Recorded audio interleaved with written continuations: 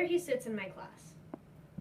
Too large for the desk, red, sweating face, blandly wriggling his feet. Cole seldom raises his hand, but when he does, I can see that his thick arms are covered in deep, burgundy bruises. I know I should report what I see. By law, I should. But I also know that Cole would just lie, fearing his father, the meanest man in the country. And deep down, though I would never admit it, I was afraid of him too.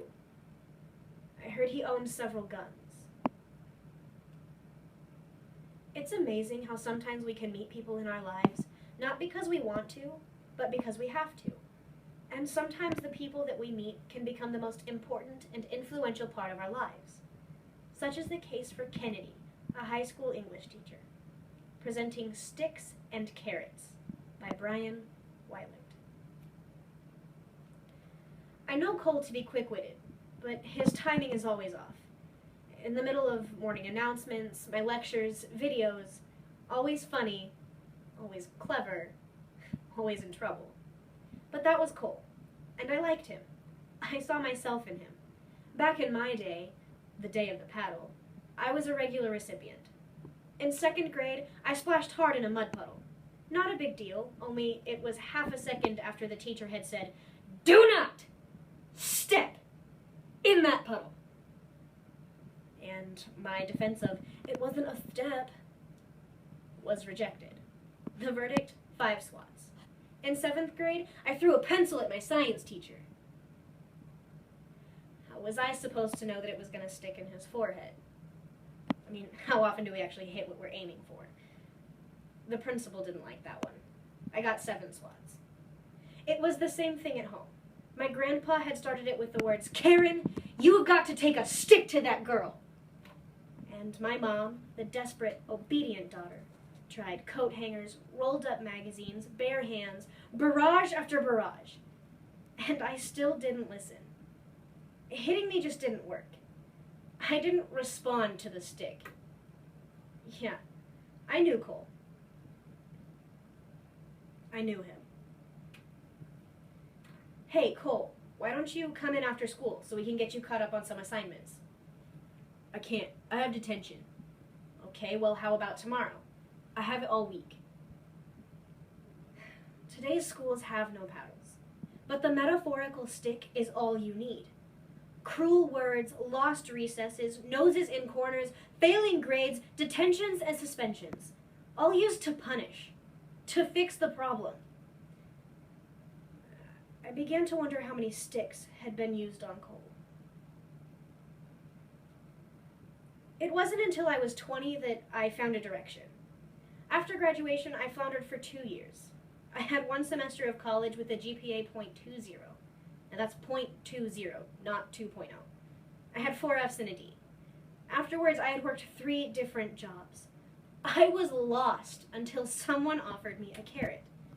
One of my teachers from my brief university stint stopped by the store. He remembered me and said that he was sorry I had stopped coming to class, that I had real talent as a writer. I stood dumbfounded as he told me how he still used one of my short stories as an example. "Why don't you come see me tomorrow? I think I've got something that you would like to see." The carrot. The next day in his office, the man who changed my life handed me a literary magazine, and in it, on page 34, was my story. 5 years later, I was teaching English to Cole. Along with English, I also directed the school play, so I decided to hang a carrot in front of Cole. "Hey, Cole, I have a part perfect for you in my play. Do you think you might be interested?" "Cool." "Cool?" "Yeah, cool." I paused, waiting for the cliched other shoe to drop. It didn't. Rehearsal number 1, Cole didn't show. His excuse? "I forgot." I gave him another copy of the schedule. Rehearsal number 2, still no Cole. His excuse? I couldn't find a ride." I made sure that a fellow cast member picked him up. Rehearsal 3 through 12, Cole showed. He shined. He was amazing. Other kids treated him with newfound respect. In class, he paid attention. I watched as his grade climbed from a 34% to an almost passing 58% in just 3 weeks. It was the most rewarding moment for me as a teacher, ever. The night of the show,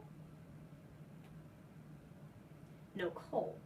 I called home, no answer. Friends, no answer. Grandmas, no answer. A stage crew member had to replace Cole, reading straight from the book and ruining the show. I was angry, disappointed, and hurt. I was thinking of all the sticks that I was going to use on Cole. And then the police arrived at the school. Midway through the first act, the principal made his way to me and asked me to come with him. Cole is dead. His dad shot him and then killed himself. I was angry and disappointed and hurt. Time keeps chugging along, healing as he travels, allowing us to forget. But I won't forget Cole. Because of him, I am a better teacher, a better woman. Because of Cole, I never use sticks to motivate. But I am always, always hanging